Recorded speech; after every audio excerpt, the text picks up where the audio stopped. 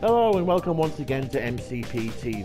This is Cav Gallagher again, and we're going to be taking a look at this month's new offerings for PS Plus on PS4.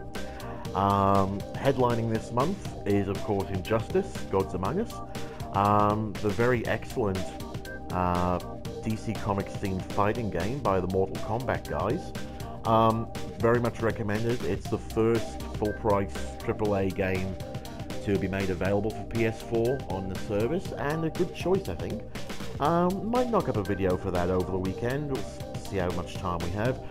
Mainly I want to focus on the two indies that have come out this month. First of all is Secret Ponchos, which has finally been released on PS4. It's been out on PC Early Access for a few months. We did a UC article on it a little while back, and I'm very curious to see if the matchmaking has gotten any better on that one. And this, Titan Attacks. Now, what is Titan Attacks? Basically it's a riff on Space Invaders. I'm in between levels at the moment. As you can see, you can buy upgrades for your little tank. A very sort of classy Space Invader-y looking tank here. And you earn money by shooting invaders. From Titan, presumably, because these guys are attacking, and so is Titan. There you go. Title Comprehension 101 for you. Yeah. I had actually meant to start the video off a few levels in. Because to be honest with you, these first few levels aren't particularly exciting. But unfortunately, I got killed, and it's knocked me right back to the beginning again. So it seems to have a bit of a roguelike-y thing going on here. You can save your game in the middle of one, but if you die, you lose everything. You lose your save, you have to go back right to the beginning again and start all over. So, I've got $380 after that bout of mild combat. Might just stick a bit of money on the gun here, just to give it a little bit more oomph. And we might see if we can try saving a bit as well, and see what some of the more expensive upgrades are like. So as you can see, they basically build up the attack waves. So it's not like classic Space Invaders where it's the same formation every time. A bit later on, you get enemies that are a lot more reminiscent of games like Phoenix, a lot more mobile, a lot more aggressive. But the first few levels pretty much are pretty prosaic. I think the idea is to ease you into it. I don't know if it was the smartest idea, because it's not particularly thrilling. To be honest with you, I've been playing this, and all I've been able to think is how fucking great Space Invaders Extreme was. If you haven't played that game, you should really seek it out. It came out about 5-6 years ago on the handheld DS, PSP, and also Xbox Live Arcade on the 360. Oh, I got a Super Shield. Check that out. So that's very sort of hummy and impressive looking, and it's gone. Oh well. It wasn't really being tested much anyway, to be honest with you. It's probably for the best. Alright. Let's blow this $500 on a smart bomb. Now, use a square to trigger the smart bomb, and it goes like this.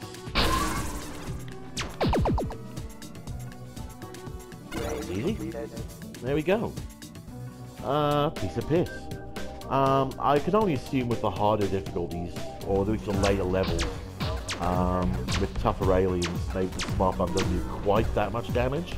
But at least in the easy levels, it's pretty much all clear an entire screen in one go. So yeah, what was I talking about? Oh yeah. Yeah, definitely try and seek out Space Invaders Extreme. It kind of was a bit of a forebear to Pac-Man Championship Edition. I mean, if you remember how great that game was, and how it kind of really cleverly reworked the Pac-Man formula, you know, to be more challenging, be more competitive, you know, and to create a deeper kind of experience. Space Invaders Extreme did kind of the same thing. Fantastic game. This isn't Space Invaders Extreme. To be honest with you, like I said, I've gotten a few levels in. I don't know if this is really all that exciting, really. I mean, they vary it up quite a bit. I mean, like I said, they do vary the attack patterns a fair amount. But at this stage, at least, there's nothing sort of too exciting. It's really mostly been just enemies sort of hovering around the screen, very sort of listlessly making their way down. And then the level that killed me before was a bunch of Phoenix-like aliens that basically, 3 seconds into the level, swooped straight down and crashed into me. So I didn't get really much of a chance to really see what they were all about.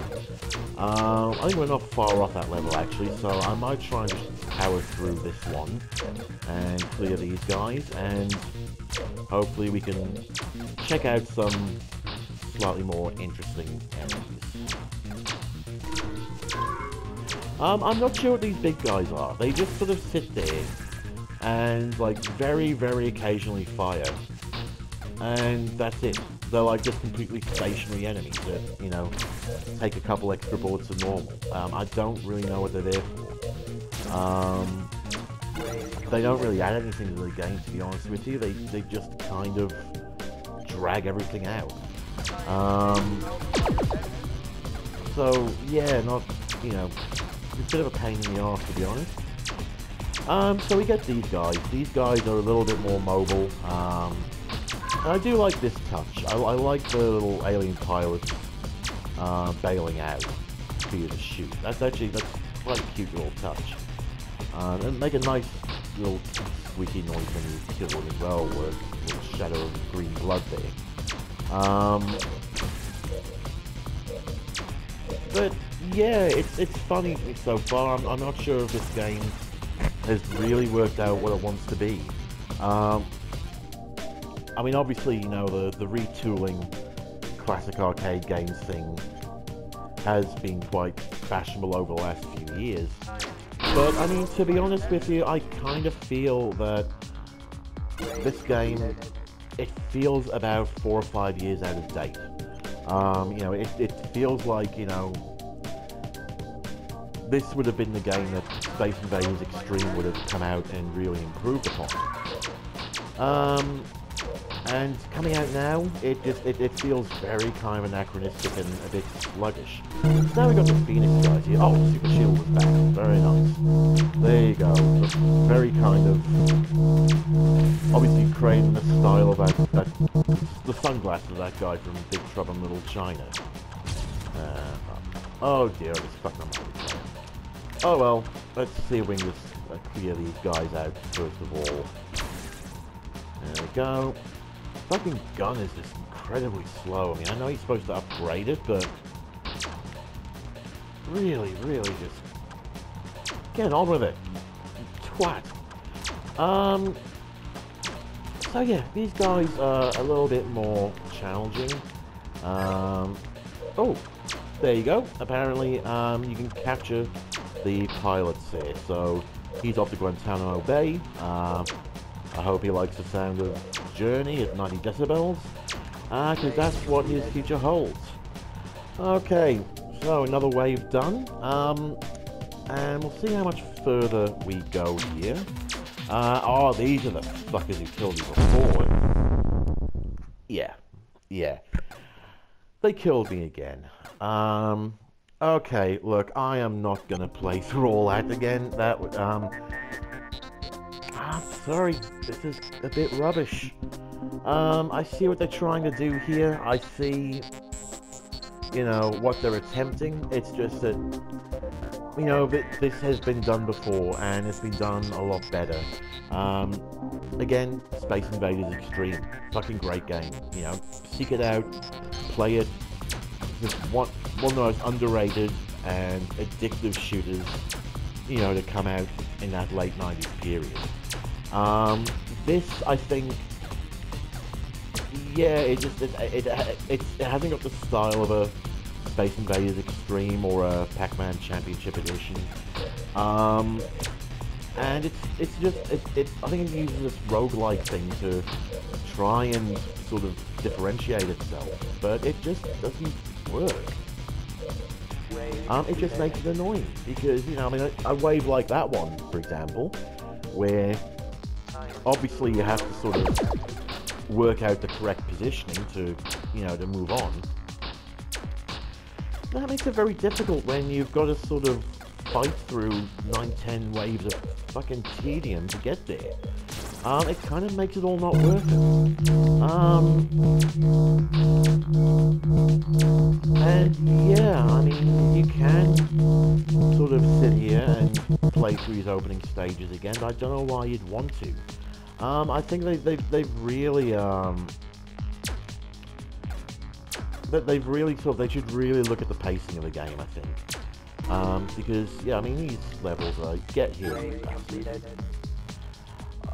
Yeah, it's just very prosaic, and it's all very kind of ho-hum. It's, you know, imagine a modern version of Space Invaders. It's pretty much mechanically what you would imagine, just minus the pacing, minus any sort of sense of, you know, of speed or any real challenge. So yeah, that's it. This is Titan Attacks. It's a small download, I'll give it that. But apart from that, it's sort of shite, really. So yeah, I honestly don't think it's really worth much. I believe it is on Vita as well. And again, there's much better games on Vita. I mean, much better sort of arcade games on Vita. So I can't really sort of see myself recommending this one. So there we go, Titan Attacks. Let's hope the other games this month fare a little better. Yeah, Injustice is great. Secret Ponchos had potential. Keen to see, you know, if they've improved on it on this version. But this is really just not worth the bother. There you go. Shoot me, you bastard. Go on. Go on. Go on. There we go. Alright, and on that bombshell, that's enough for today. Alright, thanks for watching, guys, and I'll be back soon with some Secret Ponchos.